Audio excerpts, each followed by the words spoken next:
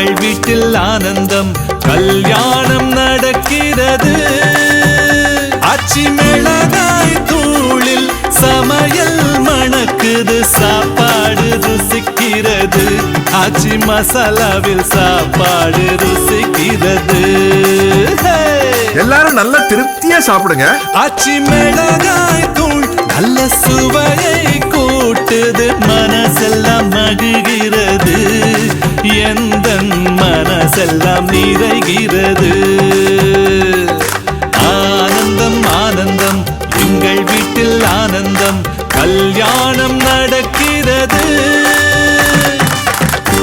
அசத்தலான சமையலுக்கு ஆச்சி மிளகாய் தூள். கல்யாண சமையல் சாதம் ஆச்சி மிளகாய் தூள் சமையல் பிரமாதம்.